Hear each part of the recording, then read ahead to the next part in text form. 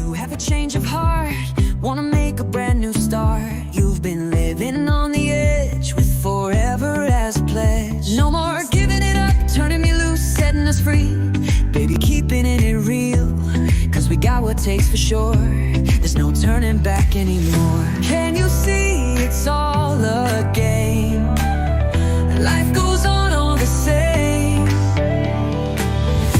If at first you don't succeed, all you've got is all you need. If you believe this.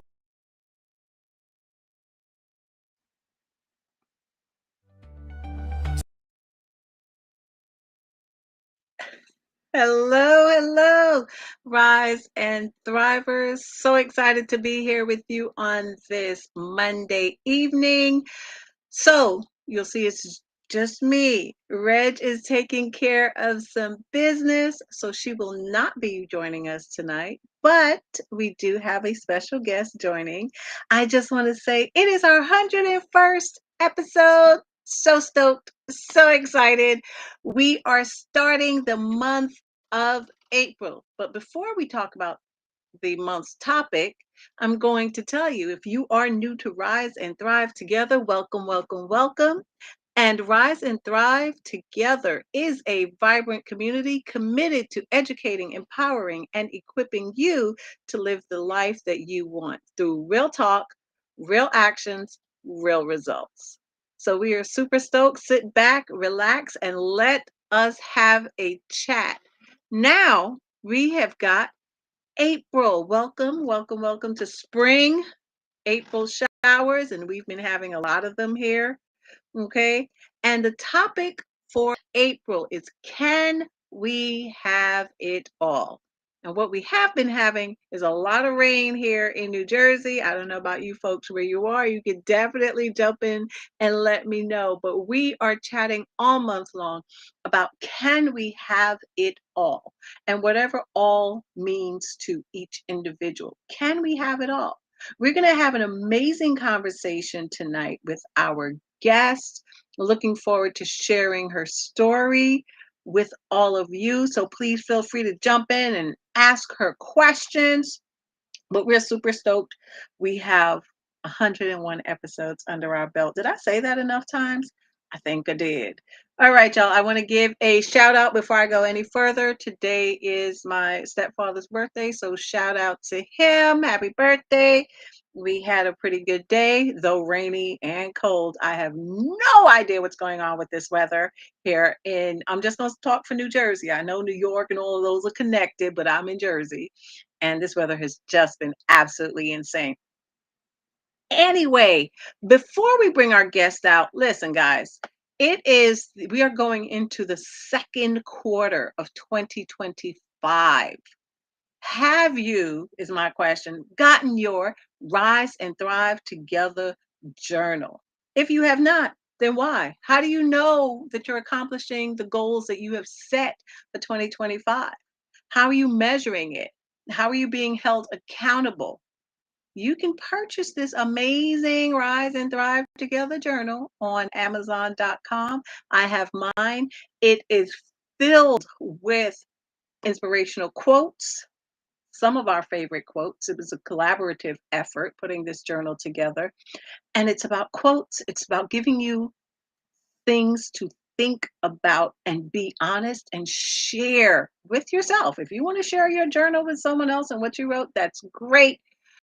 But we're just asking you to start taking your goals seriously. And the way you do that is by getting in action. You guys know who've been here that I'm all about taking action. Okay. So let's talk about our guest. Her name is Maria.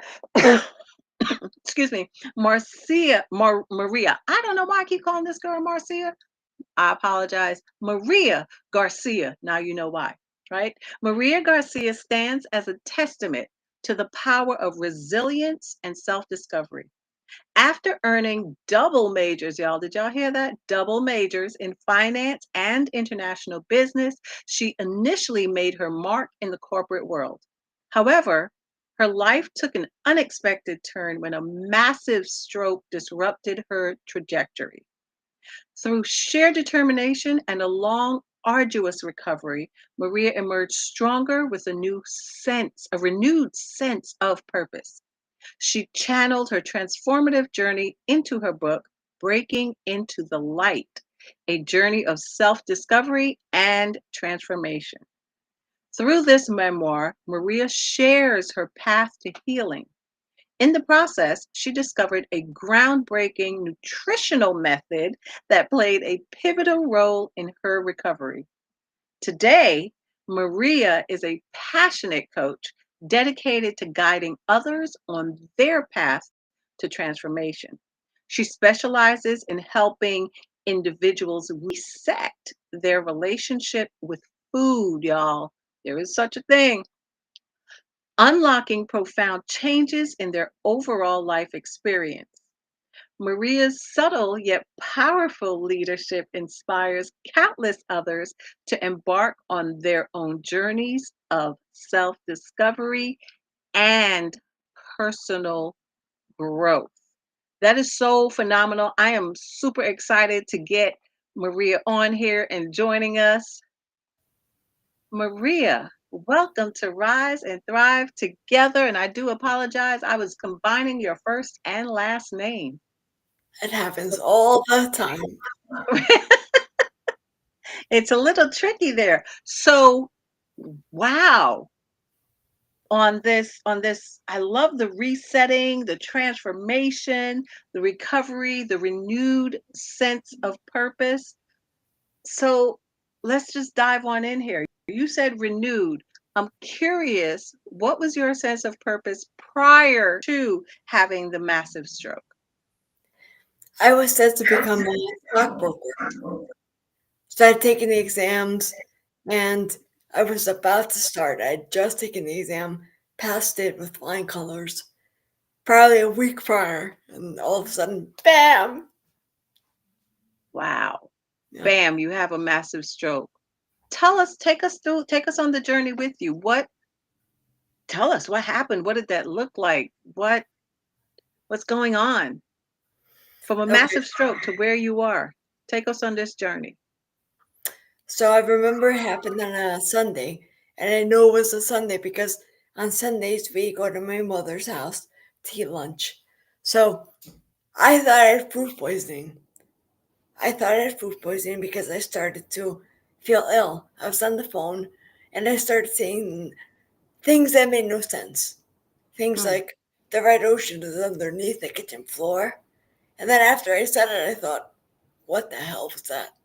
I had no idea why that was coming through. But anyway, I managed to get off the phone and the ambulance came. They thought nothing was wrong with me, so they left. But I eventually made it to the hospital. And after sitting in the waiting room for a while, I went in. They started to test me. And then somebody walked over to me and says, Ma'am, ma'am, we think you're having a stroke. And I was like, okay, well, I thought I had food poisoning, but what's a stroke? I had never Hmm. even heard of the word. It was not in my vocab because I was 25 years old. Wow. 25. So at 25, you had a massive stroke, but you had no idea what it was. You didn't Right. know anything about it being a stroke. No. S- Wow. So how is it possible that you've never heard of a stroke? Well, because English was my second language, and I didn't know anybody who had had strokes previously. Wow. So you had the stroke. What comes next? Obviously you've recovered. We know that. But take us from having the stroke, being in the hospital to where you are now and this how did this relationship with food? I know I'm asking a bunch of stuff, but take us from stroke to recovery, right? And then the relationship with food. Okay, so within what I think was like 24 hours, I ended up being paralyzed from the nose down. so I was paralyzed and mute. Wow. The doctors and the professionals, they all told my family I was in a vegetative state without realizing that I could actually hear them. And I was understanding everything that was going on, but they didn't realize that. They thought I Mm. was involuntarily opening and closing my eyes. So, anyway, Wow. to make a really long story short, because it's a very long story, I ended up at the hospital for 2 months. Then I got transferred to a rehab hospital for another 2 months. Insurance ran out. So I went Mm. home. And by the time I got home, I was in a wheelchair. I was in a wheelchair. I could move my right arm, not my left. I was typing my speech because I couldn't speak. I had a trach. I Hmm. had a feeding tube. But those were removed before I went home. So anyway, I get home. First thing is my wheelchair doesn't fit, and it threw it in my doorways. So Wow. that's when I graduated to using a walker in the house because I had to, right? Then I got outpatient therapy for a while until I was body trained. I had to wear adult diapers Wow. at 25. So when I was body trained, I went to rehab, like outpatient, and I was there for months. And slowly, I used the walker, then the 4-prong cane, then a different cane with a tennis ball stuck on the end. Right. And then eventually I was able to walk on my own.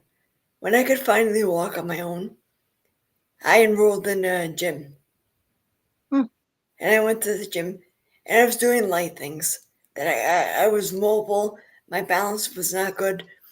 So I decided to join yoga because I figured yoga is very adaptable. It's fairly easy. And I kid you not, that was the first time that I noticed the black cloud lifting. The black Mm. cloud of depression. That was the first time that I noticed like a silver lining, because I was horribly depressed. Wow. And it took me about 10 years. Thank you, Sharon. It took me about 10 years to get to 70% recovered. And I did everything. I was throwing noodles at the wall. I went abroad Mm. for therapy. I had stem cell injections, chelation therapy, hyperbaric oxygen therapy, everything I could throw at it. I figured, if I have to live another 50 years, because I was 25, if I have to live another whatever amount of time, I cannot stay the way I am. Now, can I interrupt for 1 second before I forget? The memory holds but so much. You said Galatian therapy? Chelation. Chelation. Chelation. Can you explain that to our audience? What Oh, is yeah, that? absolutely. It's when the heavy metals are flushed out of your body using an IV solution. Okay. So this happened over a couple of weeks. I would go to the doctor. He'd insert the IV for an hour at each time. Wow. So, yoga and everything that you were doing, but yoga primarily, you said doing yoga helped to lift that cloud. Yes, What absolutely. was it? Can you pinpoint exactly what it was in yoga? I don't know what it was, but I know now that it's a very powerful mental exercise. Hmm. Okay. So we do yoga, the cloud is lifting. How does this relationship with food? And I'm excited to get to that topic so that we can chat about a relationship with food. That's some people are like, what do you mean a relationship? And we all have one. Okay. Yes. So, and Sharon is saying, God bless you. So tell us about this relationship with food and how did that come about? So that actually did not happen until 15 years after the stroke. I saw an ad for a nutrition course and I was interested, but only because I had been playing with my diet all through my healing as well. I was pescatarian, vegetarian, macrobiotic, and by the time I found this course, I was, like I said, 15 years post stroke.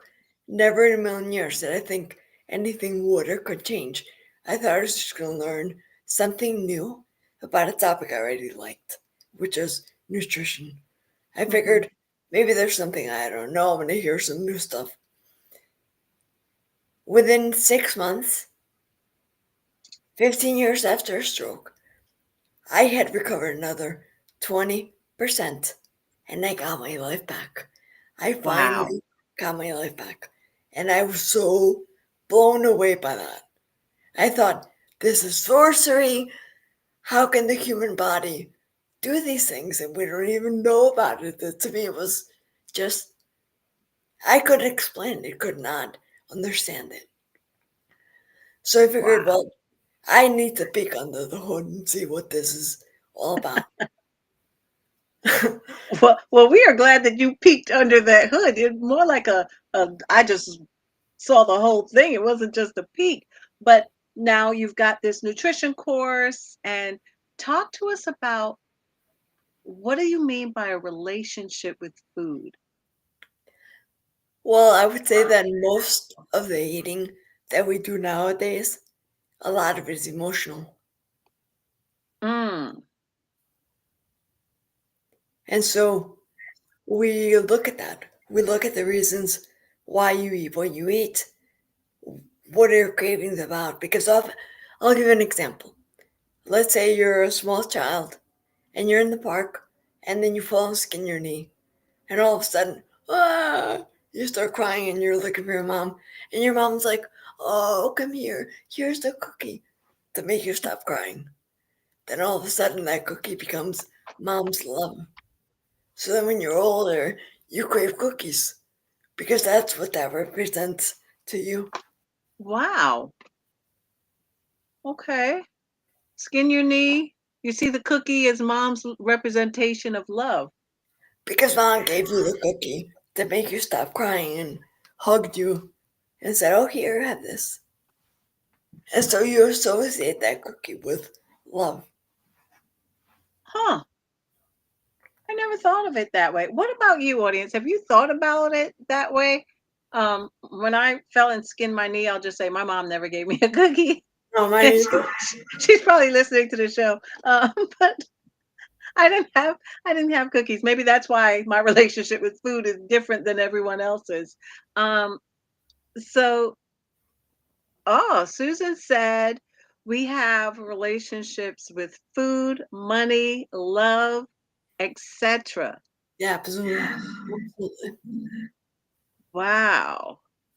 So, talk more about this relationship with food and how did it become a part of who you are? What did you discover when you took this nutrition class about your relationship with food?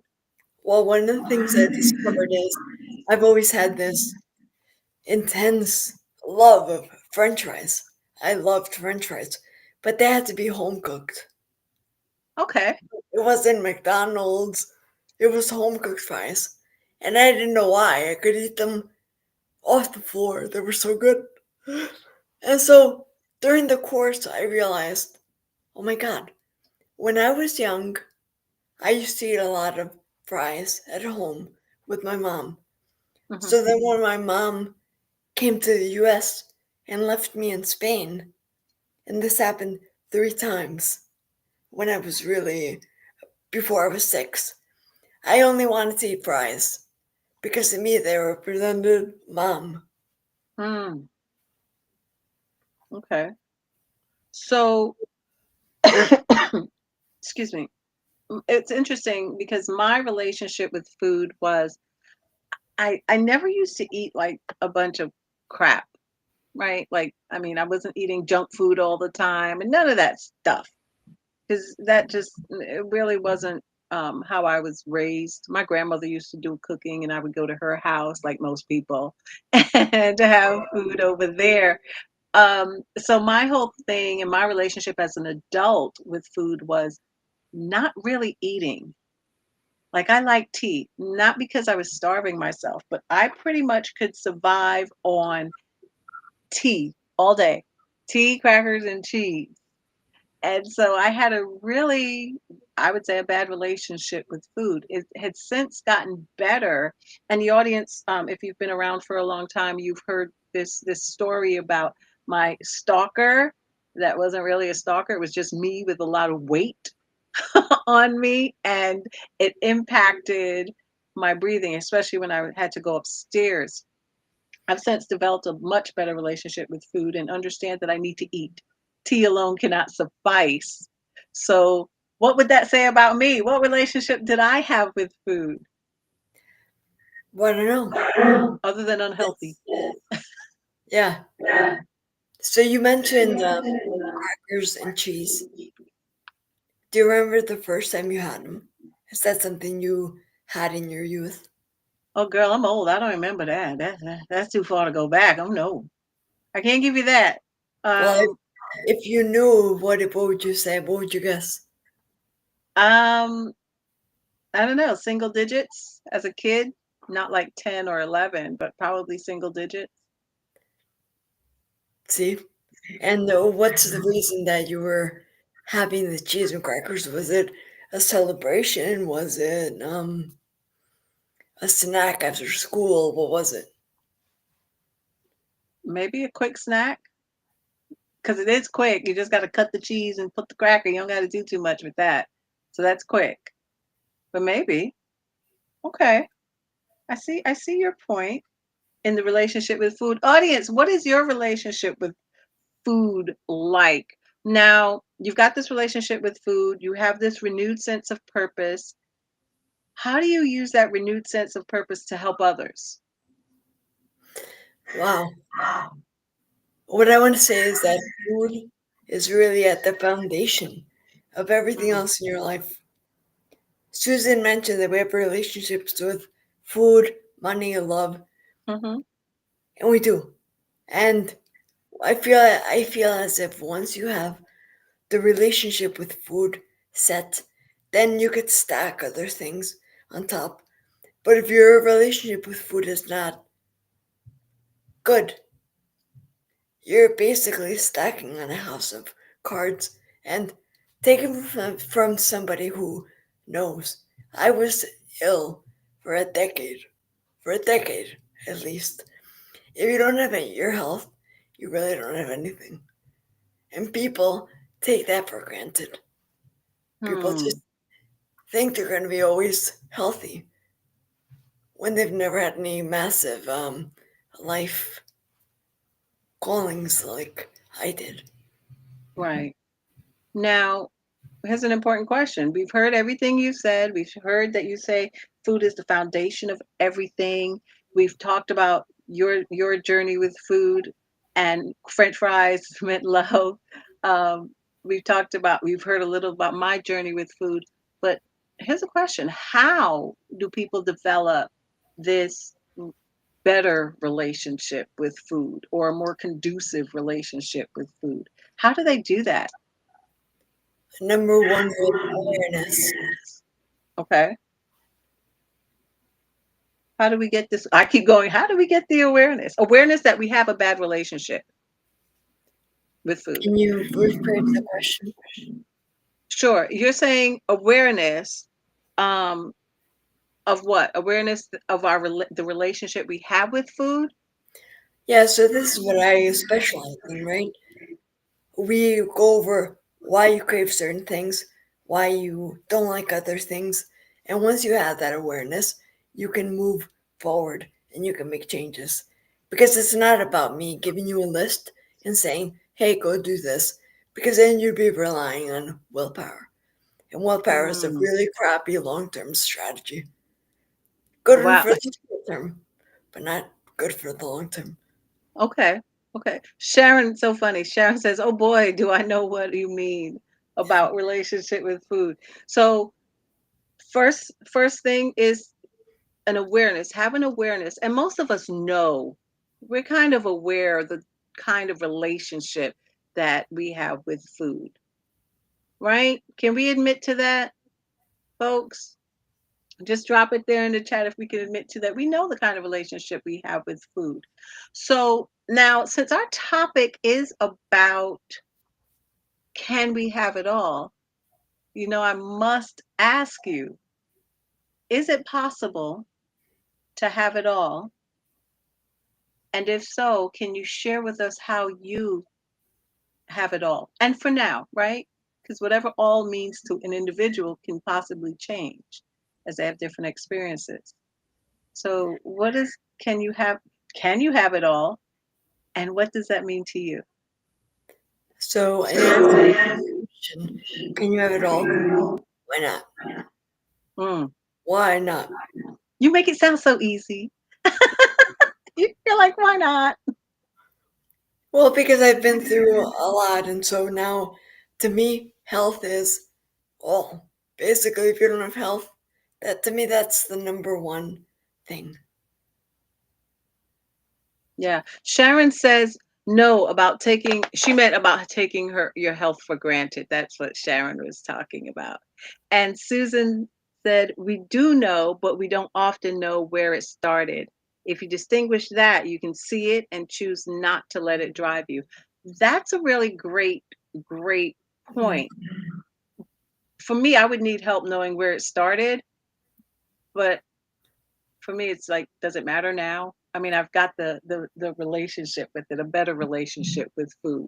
So let me throw this question out to the audience. Can you have it all? I like Maria's answer. She said, why not? Whatever it means all to you, why can't you have it all? Health is Sharon's number one thing now. Health is super important. Maria has said it several times in our conversation. She said, if without your health, you have nothing. It's kind of hard to do things if you are not healthy. Healthy in just the body, though, Maria? Are we talking just physical health? No, but when you have physical health and when you reset your relationship with food, that brings about mental health. And just to give you an example, I've been reading books and learning, and I know that people with schizophrenia, people with bipolar, they're getting better through food. So just being happier Okay, when okay. you reset your relationship with food. And I do want to make one comment about the relationship with food. Yes, we do all have more or less an idea of what that is, but did you know that things do not taste the way you think they do? Because once you give yourself permission to have whatever you want to have, it's like you have this chemical factory in your body that makes things taste extra good. I'll tell you one thing that will not taste extra good to me, and that's tomatoes. Don't like them. Don't know why. Don't want to figure it out either. Nah, that's I, okay. I'm, and that's fresh tomatoes. I can have ketchup, spaghetti sauce. Obviously, I eat pizza because it has spaghetti sauce, but a fresh tomato, no, ma'am, no, sir. I am not doing that. Thank you, though. Appreciate it. But so, Maria, two things. Um, Emotional eating, why you eat what you eat is something that you focus on, Mm-hmm. right? And it's the awareness why you crave certain things, and you kind of help the person go back to where it started, why that thing. And food is the foundation of everything. So tell us two things. One, how can folks reach you? What's the best way for our audience to reach you? They want to connect and do some coaching. So the best place would be on my website, which is genuinelymaria.com. Okay. All And right. then I believe my Facebook and all my other links have been Yes. scrolling, but the best place really is my webpage, genuinelymaria.com. Okay. Awesome. And if you have one nugget to leave our audience with? What would that one nugget be? Oh, I have so many, but the one nugget that I have to say is red meat is not the devil that we've been told. That's my nugget. I absolutely love it. Wait, you said red meat is not the devil, y'all. Wait, I was missing some stuff because I was here talking with everyone. I was talking with Maria. Sharon said, yes, you can have it all. Susan said, let food be thy medicine. Yeah. That's funny, Susan. Sharon, I have type 2 diabetes, so I have to be a bit more careful, but I still love my sweets. Everything in moderation, I right? don't believe in moderation. Really? That's Yeah, but another show. Don't start everything. stuff. Okay, but I just want to say that everything in moderation also means health in moderation. Mm. Do you want So it moderate just health? means being specific, right? Instead of saying everything in moderation, say my portion size, my food that I eat, the amount of fried food that I eat in moderation. Is that better? Um, I don't do portion control at all. Okay. All right. Sharon, I have to learn more about healthy eating. Sharon, reach out to Maria. Yes. You have to learn more about it. Um, I'm just trying to put up all the comments here that we are going through. Fantastic. Ellen said, fantastic, Maria. Sharon says, yes, moderation. And here's our golden nugget, ladies and gentlemen. Red meat is not The the devil. devil. That is our golden nugget. In other words, clearly she's not telling you you must eat red meat. Don't let's not misconstrue what she's saying. We do have to check with everybody. We're not saying if you are a vegetarian, stop being vegetarian. That's not what we're saying. She's saying though that it's not the devil, meaning it's okay to have red meat, Yes, right? to make it clear, I believe that being a vegetarian was healthier. I believe that, and that's what we've been told. Mm-hmm. But through the program, I learned that's not the case. People, if you're a vegetarian for humanitarian reasons, and there's people that way, and that's fine, that's your choice. But Right. then you have to carefully supplement because the body requires certain nutrients. Absolutely. I love it. Maria, thank you so much for joining us and for clearing up that red meat is not the devil. We definitely needed to hear that. And ladies and gentlemen, please reach out to Maria, even if it's just to say, hey, I don't know why and you get to fill in the blank. And can you help me? Share your journey. Your health is so important. Without your physical health, mental health, we talked about her health, her way last month. And it is all about getting your health, whether that's your mental health, physical health, emotional, spiritual, financial, whatever it is, get that in alignment. Because if something's out of whack, it tends to throw you off. And sometimes we get used to being thrown off, but we're not created to be that way. Okay. And remember, according to Maria, red meat is not the devil. We so enjoyed being here with you all tonight. Thank you so very much. And as I said, we do not take it lightly. I say this every single week because it is absolutely true. Get into community. If you need help with your relationship with food, get in touch with Maria. Okay? Can we do that? Can we get into the second quarter just starting out, getting our health under control? That would be so amazing. Thank you, thank you, thank you. As always, remember, together we can rise and thrive. Till next time.